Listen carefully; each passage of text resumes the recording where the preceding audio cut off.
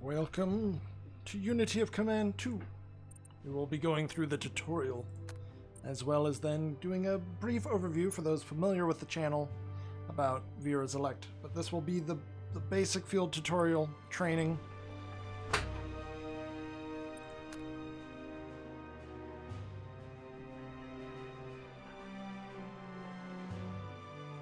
There we go. I just needed to load that up so that the sound would be less loud. So we'll be going through the basic field training, the next combat field training, as well as supply field training. And then we will discuss what the Vera's Elect will be as well. So if you're just here to learn about Unity of Command 2 and the tutorial, then you're in luck. The first, like 2/3 of the video will be just centered around that. Basic field training, scenario briefing, September 1st, 1941. Welcome to Louisiana maneuvers. This tutorial will teach you the basics of map controls, objectives, units, movement, and front lines. Please follow your orders to the letter. 9 turns. Tutorial. Camera controls. Click and drag to pan around. Simple enough. Control click to drag left and right to rotate. Control click and drag left and right to rotate. Ooh. Control wheel zooms in and out.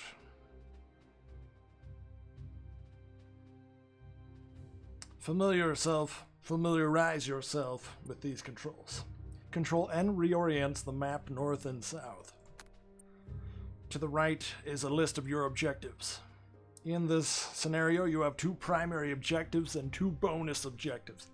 You must take all primary objectives to win. Tips. We won't read those. In the lower part of your map, you will find your units. Select one and then left click and have the unit sheet will appear in place of the objective. Hold on. This is the 27th U.S. Infantry. Experience 0, green, movement, infantry. It has things that mean things. Select one of your units now. Good. The orange outline will appear in the unit's movement range. Left click to move to any location within this boundary. Move your units in the direction of your objectives. Alright. We have 2 primary objectives and 2 bonus objectives. The main objectives are to take the city of Natchitoches. Butchered that one. And Grand Ecole.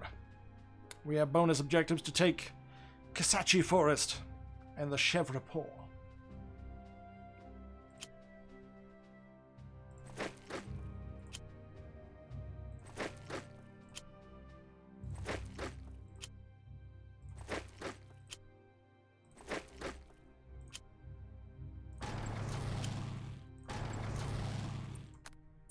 To extend a unit's movement range. That is a horrible southern accent, apologies.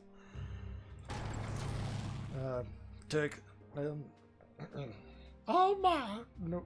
To extend a unit's movement range, mouse wheel or press space. The unit cannot attack and use extended movement on the same turn. Move your units closer to the objectives using extended movement.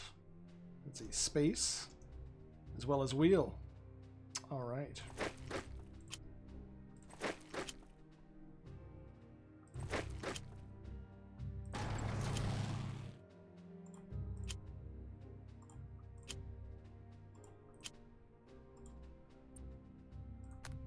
Many factors play into your unit's movement range. Terrain, infrastructure, weather, movement type, and more. Hold T for terrain view and G for weather view. Likewise, we can also change the view up here in the upper right. Terrain will give you some indicator: hills, forest, town, marshland, a bridge, and embankment. This seems to be any river. Yeah. We can check the weather. So far, the weather is clear. End your turn by placing the right green checkmate in the upper right hand corner. The AI will then play its turn, but in this scenario, there's no units that can reach your forces. Orders. End your turn. Maybe it's like an Aussie, like, we've been fighting the Germans for quite some time, mate. I don't know, something. Oh, wow, okay. So you may have noticed that the color has changed here. That is because weather. So it is now raining here. That will slow our units. So far, so good. Continue moving towards your objectives. Once you capture all of them, this first tutorial is over, and you can move on to basic combat training. Orders: capture all objectives. Use as many turns as need.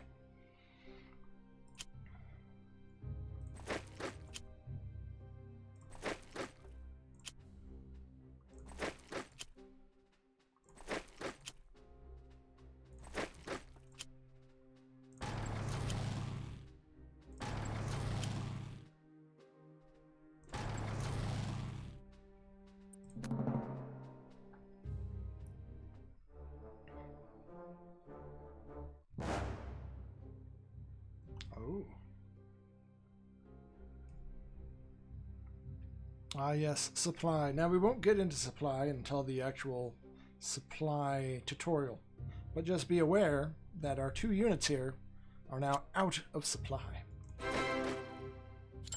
Oh, and now they're in supply, but you'll understand why after the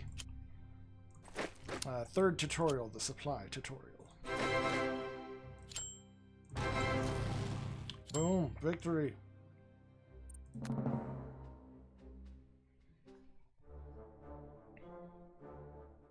Objectives completed. You are victorious. All primary objectives have been completed. There are no more bonus objectives left. You can end the scenario now. You may also continue for a few more turns if you want to. Optional. Congratulations! Basic combat training.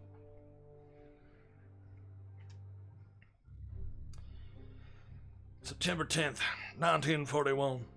Welcome back to the Louisiana Maneuver, soldier. This tutorial will teach you the basics of combat, specialists, zones of control, stragglers, intel markers, and theater assets. Please follow your orders to the letter. 13 turns. Tutorial. Unit strength is measured in steps. Steps are the colored dots beneath each unit. So this unit, 6 steps. Plus a specialist. This unit, 6 steps. Plus a specialist. So on and so forth.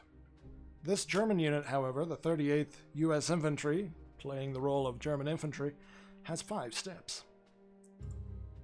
Alright, if a step is hollowed out, that means it is suppressed.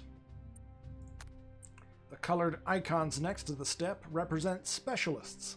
These are powerful additions to your units. So these 2 units have a 1005mm M2A1. Where this one has some engineers and something else. And they have an M10.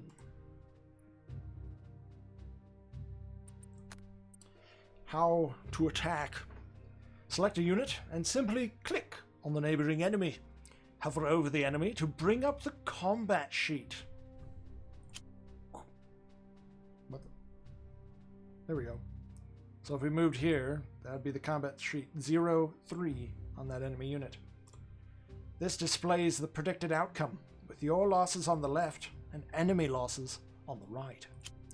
So if we look here, if we were to send this unit across the river and try and secure crossing B, we could expect to take 2 steps in casualties, while the enemy would only take 1.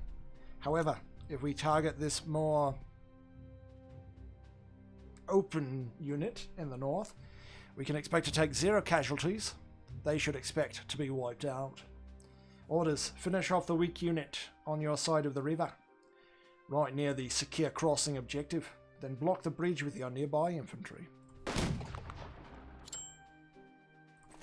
Alright, bridge secure. The enemy has failed to secure the bridge to the northwest. You have powerful tank units handy to exploit the mistake. With one of your tanks, move up next to the enemy unit across the river. Your tank is now stuck. Units that are not weak exert zones of control. How does that make us stuck? A unit that moves into a zone of control is stuck there for the remainder of the turn. Oh, I see what you mean. So here, even though we have more movement available, as you can see, we can't. I will press the spacebar.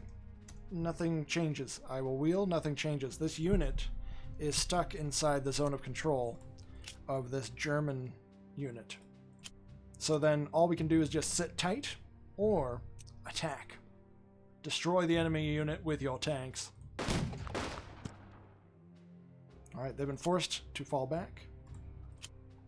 We will push our advantage. Enemy has been overrun. The enemy unit left some steps on the battlefield.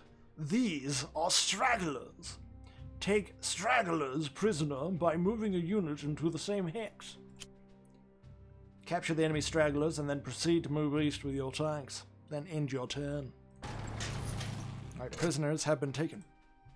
They've been added to the U.S. Second Army. Somewhere.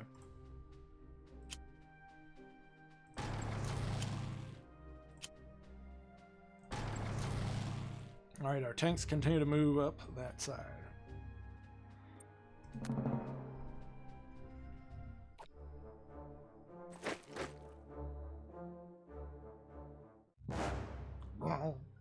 To assist you in the fog of war, you have been granted aerial recon theater assets. Theater assets are located on the left side of your screen here. Here we have air recon. Look for enemy units in the fog of war. Place intel markers if found. Theater asset, 4 uses left in this turn. 16 uses left in the scenario. Air attack. Target a visible enemy unit, not in the fog of war, with an air attack. Following shifts apply to air attack results. -1 if the weather is mud or snow. -1 if targets in the mountains, forests, or city. -1 if the target is entrenched or in a fort.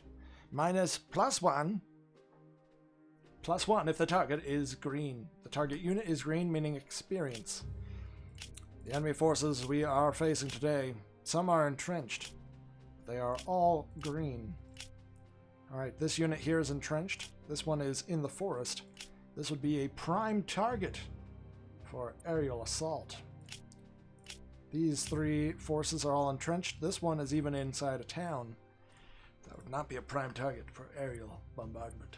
However, select the Air Recon Theater asset and use it. Click over Alexandria. Good. This revealed an intel marker. Intel markers let you know that an enemy unit is present and what type of nationality it is. Looks like there are some German infantry inside the U.S. city of Alexandria. Taking enough stragglers prisoner may also reveal intel markers. That is a cool addition. You also have air attack theater assets at hand. Use these and all that you have learned so far to take your objective. Righto. Take all your objectives. Once completed, this tutorial is over. Alright.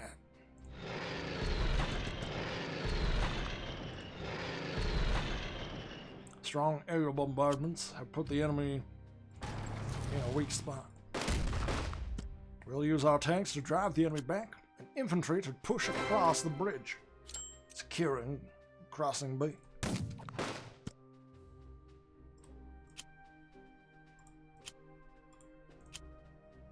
Ooh.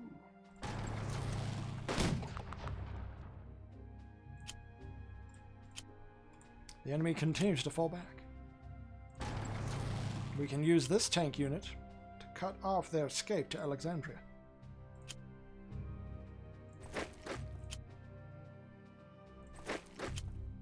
Using these infantry to reinforce the breakout that we've formed.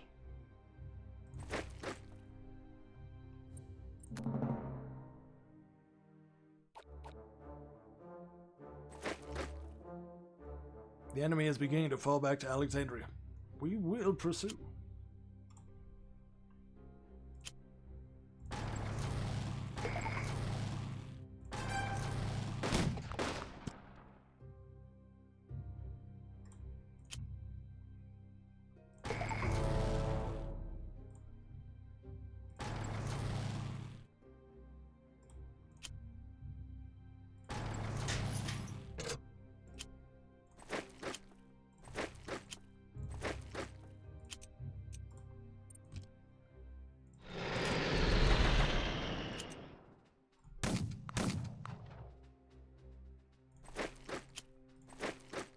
We've managed to clear a beachhead, but there is heavy fighting at Oakdale B.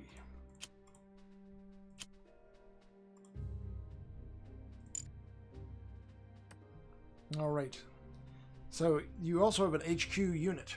That HQ unit will have to try to keep up with some of your units, or you won't want them to spread out too far across the map, or else they won't be able to do some special abilities that we won't really find out until we get into the campaign. But we'll move up. There you go. All units are now inside. That's only important. That's not important for supply or anything like that. It's only important for these special abilities, like deploying reinforcements or sending some of the forces back to the HQ to be reused in other forces. So if you have like 2 units that are both at 3 and you'd rather just have 1 unit at 6, you can have one of the units send their steps back to HQ, and those steps get sent to that second unit to bring it up to 6 steps.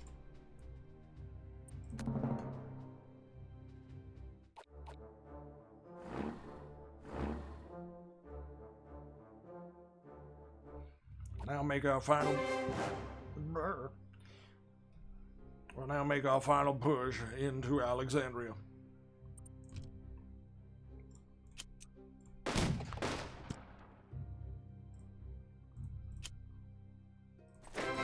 Oakdale has been secured. All bonuses have been taken.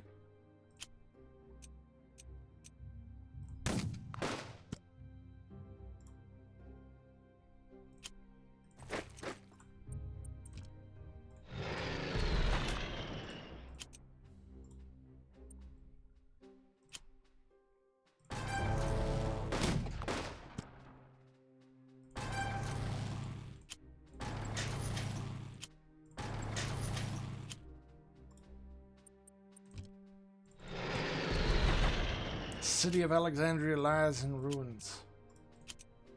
Oh, the enemy continues to dig in quite heavily.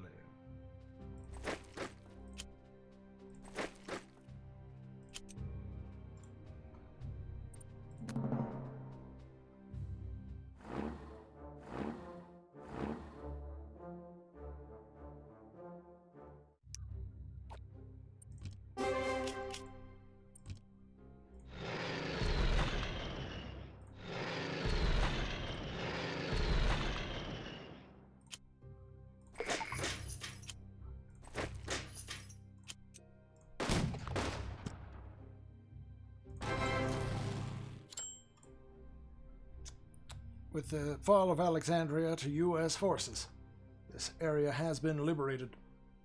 Victory is ours. Now, this is a cool area to show off just how scenario maps work in relation to a sort of campaign map. So the very first scenario that we did, that first training, we were along this river, heading up north to Natchitoches, whereas this scenario, we were moving east to Alexandria. And I think you'll be surprised that, or unsurprised, that the next scenario about supply will be mainly dealing with a very similarly located map. So that's one cool thing, that as you move from, in the campaign, from battle to battle, scenario to scenario, you'll often notice that you'll kind of see part of the last area that you're in, like, oh, we just pushed through that pass to the south and now we're way up here a few 100 miles or whatever. It's really cool. Objectives complete. You are victorious. All primary objectives have been completed. There are no more bonus objectives left.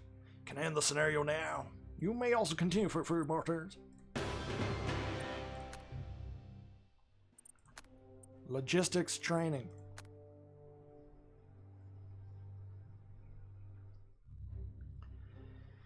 September 15th, 1941. Welcome back to the Louisiana maneuvers. This tutorial will teach you the basics of supply hubs, and supply disruption. Please follow your orders to the letter. During your campaign, your success or failure will oftentimes come down to how well you handle your supply networks and how effectively you pick apart the enemies. Tips. Behind every great leader, there was an even greater logician. Or logistician. What are words? All units need supply. If a unit doesn't receive supply, it will gradually become weaker every passing turn. Hold V to view supply network, or click up here to supply view. So we can hold V for just kind of a quick look, or we can even click into the supply view for a longer sustained look. Now in the north, our forces are pretty well supplied. We have a supply depot and have supplies flowing into the map up here. That ensures that this main road, if we can push along it, will be supplied. Also ensures that if we can push along this supply route, we will get some supplies through. In the south, we have even more supplies running in, so we'll want to push across here. Although the bridge has been broken, I believe that will make passing supplies across it just impossible, unless we can repair it. However, if we look up here, this sort of area, it's out of supply. It's very dangerous to launch an offensive in this area because the troops pushing there would be unsupplied. A white bar indicates a hex is in supply, while a red dot indicates it is out of supply. To view enemy supply, hold B, and that can be just as telling as your own supplies. Here we can see that the enemy is well supplied all the way along this road, but they have a weakness down here. If we were able to get a beachhead and somehow get supplies across, then the enemy would have a hard time holding us back. Unfortunately for us, it doesn't look like that's going to happen.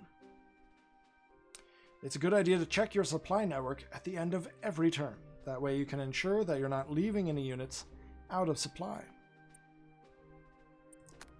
Supply flows along rail lines that are connected to supply sources. Supply sources can be rail, found at map edges, rail icon, or large ports, an anchor icon. So here we have 4 supply networks. If we go into our supply view, we can even touch them and see where the supply begins to flow in. So no matter what, even if we're pushed back to here, we will be in supply because there is still supply coming into the map in those locations. If we then hold B, you can see the enemy's supplies, their sole source of supplies into the map is this rail junction. If we get across and cut that off, we've cut the enemy completely off from supply. Locate your supply sources. We have. Supply hubs are used to spread supply beyond the rail lines. Supply hubs are shown as 3 large barrels. The number beneath them indicates how many trucks are in the hub. Simply put, more trucks equals more range. Alright, so here we can see we have a supply hub located here and in Leesville.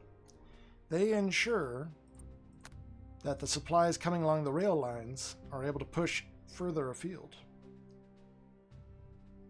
I think later on it will then show exactly how you can expand or contract the range, but here is sort of a good outline. So basically, if you have more trucks assigned to each one, they will be able to reach further and further, although at a diminishing return.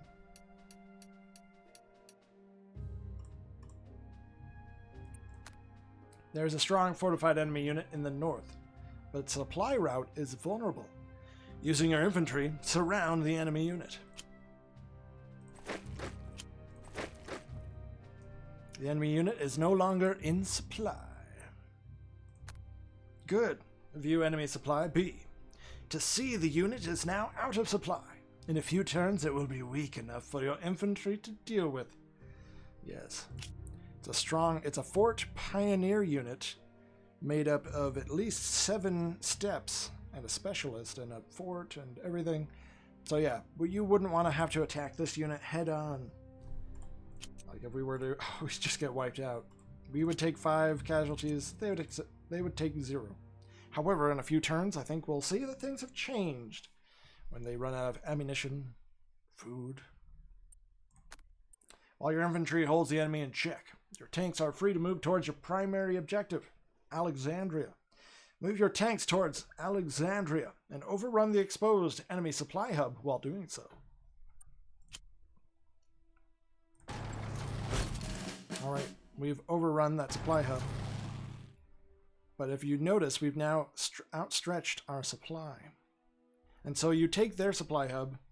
I think it means that you gain a truck. I should have been keeping attention on there. You can look back in the video and see if I'm right or not by like 10 seconds. But yeah, we were able to take out their supply hub, so that's denying all their supply in this area.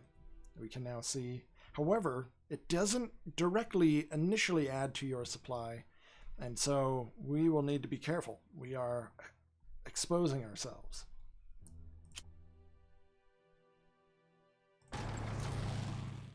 However, we were able to capture this whole area. Has that helped us? Not particularly.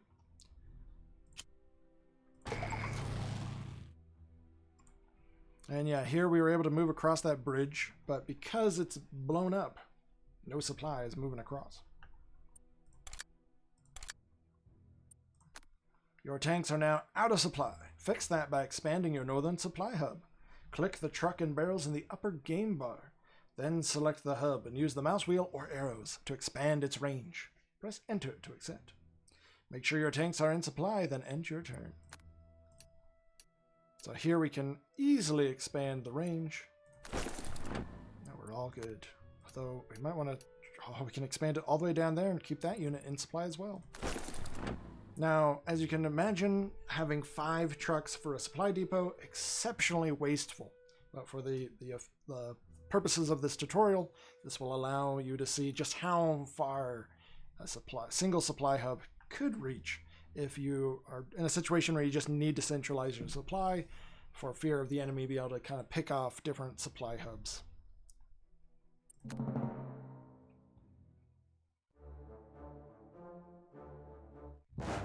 Well done. The red exclamation mark next to the enemy unit means it has been out of supply for 1 turn. You'll notice the unit's condition worsening with each passing turn.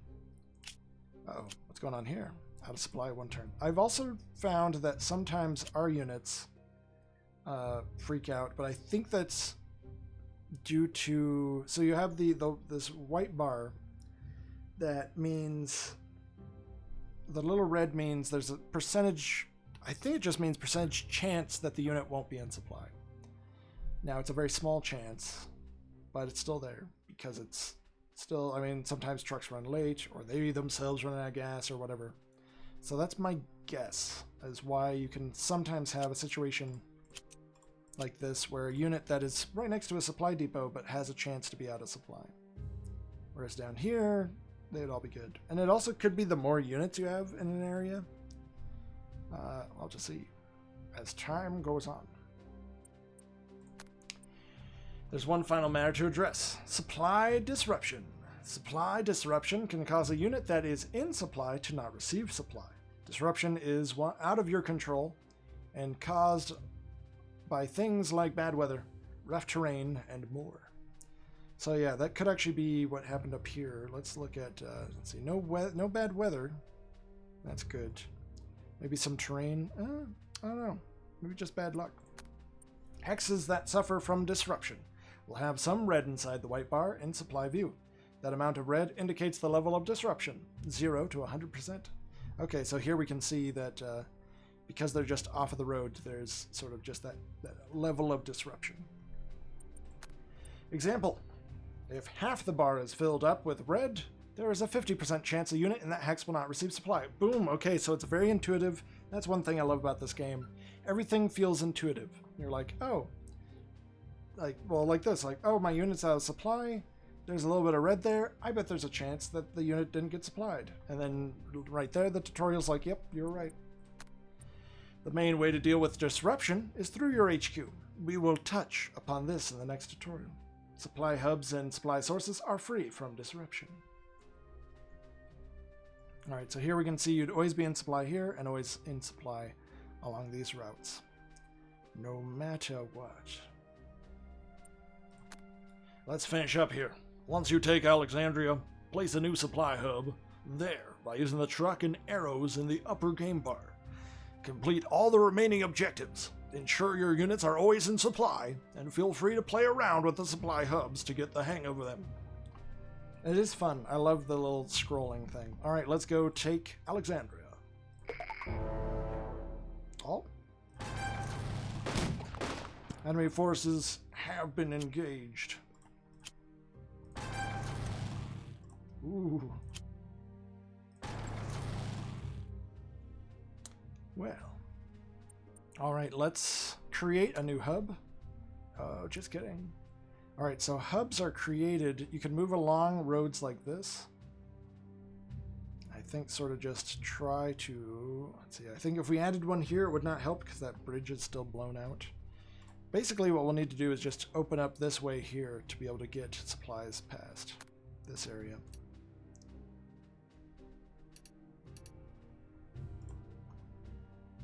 And maybe the max might be 5. But maybe if we add supply down here. Oh. That one could reach. Alright, let's requisition that supply down there. Maybe even pull back some of these supplies to use them up next time over here, to expand them over there. It's a... I mean, as you can see, if you're not controlling the main avenues into an area, it can become a juggling match trying to ensure that all your units are in supply. That means that you can't just cut off the enemy and keep going, blitzkrieging, unless you can keep your lines of supply open. But once we've broken up that unit in the north, that will open the way for full supply. Jeez, they are really...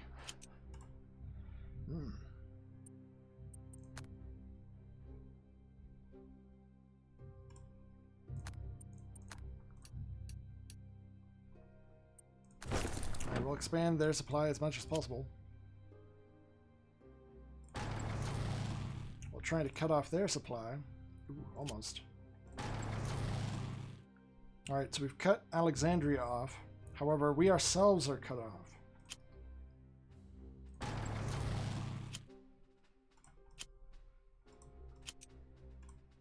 So it's sort of a interesting stalemate there. But once we've broken through up here, then it all will cascade down.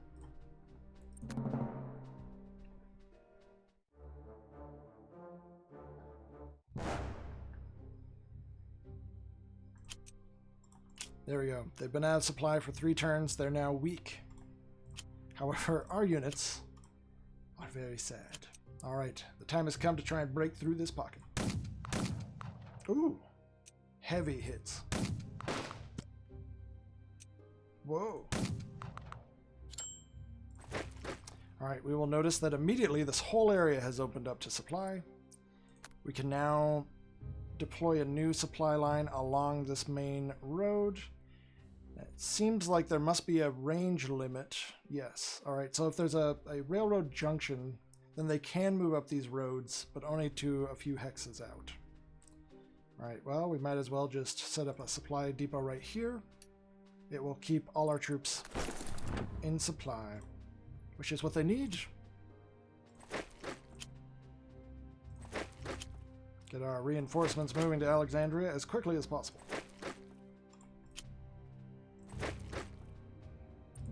Luckily, the enemy is out of supply there as well. We're just staring at each other, wishing we had apples.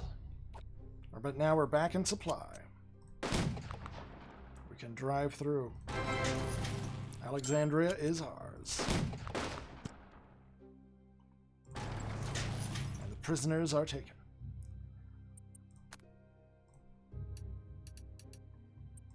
Alright, so here we can just set up a supply hub in Alexandria.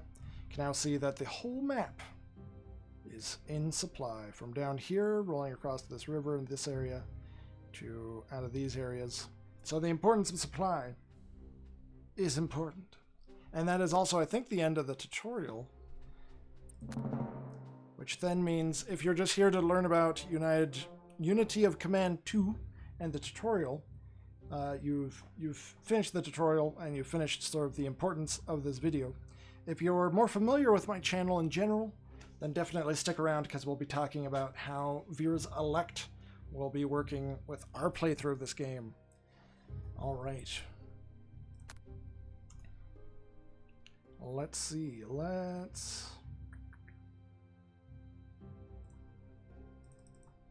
Oh, hello everyone.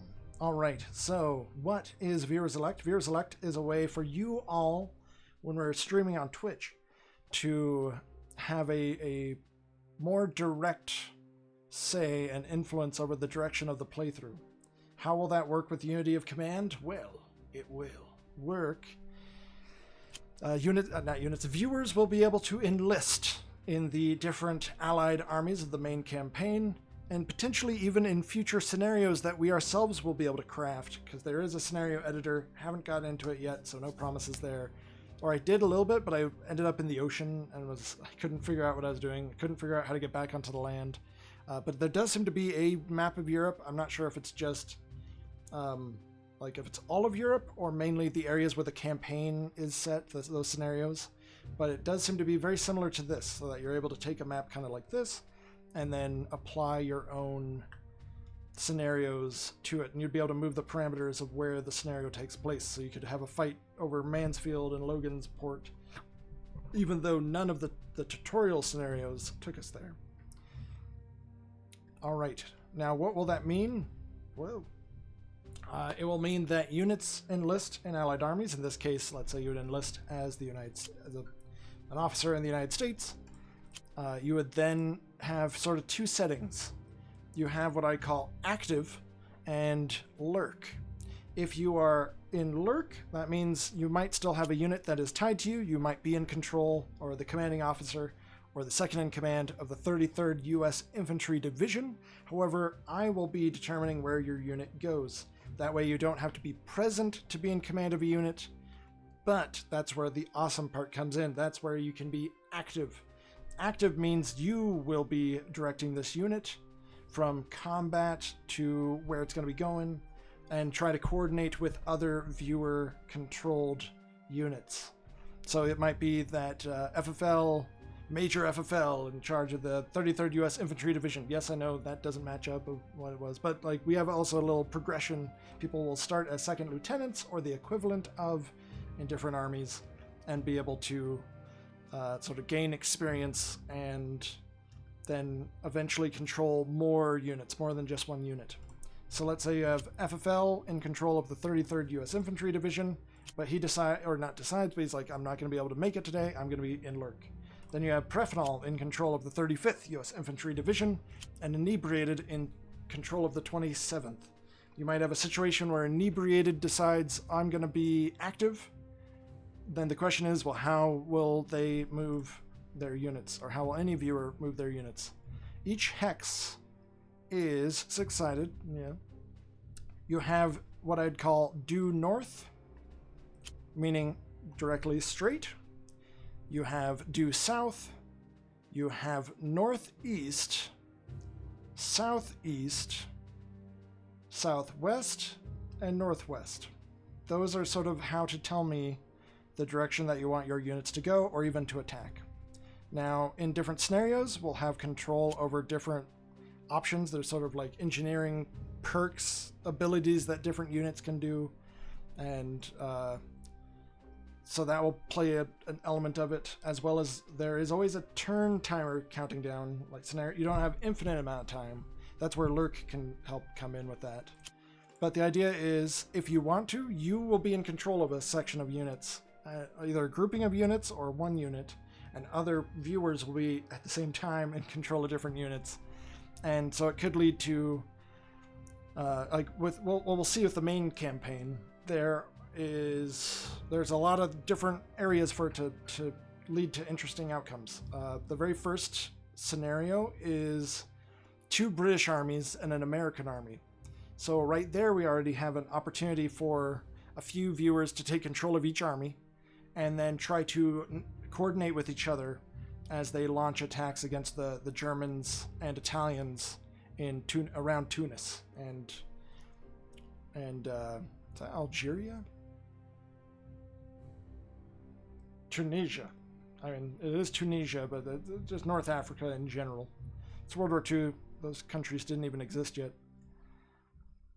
But you'll see. So that's the idea. That's how Vera's Elect will work for this playthrough. I can also very quickly show the sort of awesome little... oh, God! Just break everything. Oh! All right. So yeah, you'll have different... you have what I call command weight. So if we have a situation where someone might be going to someone else and saying like, hey, like that, the option you're trying to take, that's going to be horrible. You're going to get us all killed. If they have a higher command weight, they could try and kind of weigh in and be like, I'm a major. You're just a captain. Not just a captain, but like, I'm a major. You're a captain. I have noted that you think that this will get us all killed. We're going to take that ridge.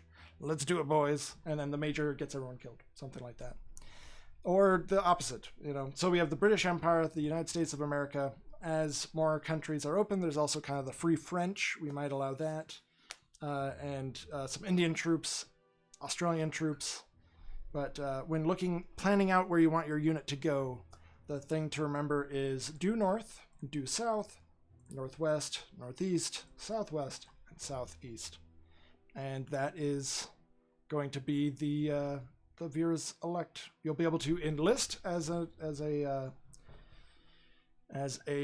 redemption, but it'll probably just be free. It'll just be, and then yeah, then remember the active and lurk. So if you are currently active in a battle and then you have to leave, remember to tell me that you're going into lurk. Otherwise, we've lost contact with that unit.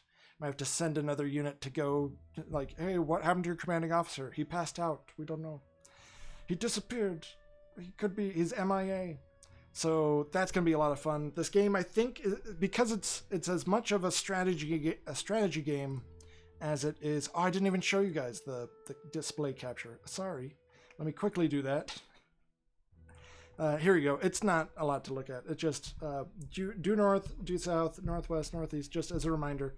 Then all the sort of ranks that people can get, as well as the associated command weight, which isn't really anything at the moment. It'll probably just indicate like sort of maybe a mixture of experience, so that there'll be a difference between someone who's a lieutenant with a command weight 6 versus a lieutenant with a command weight 5 for experience purposes and such.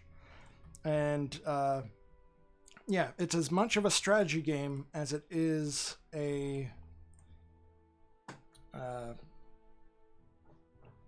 almost a puzzle game, right? You have that interacting element of weather can throw a curveball into things, but really it's all about how do you take out the enemy's supply to then be able to take out their hard points? How do you maneuver around the enemy's hard points? And it's about kind of seeing those areas to exploit, those weaknesses to exploit. I'm really excited.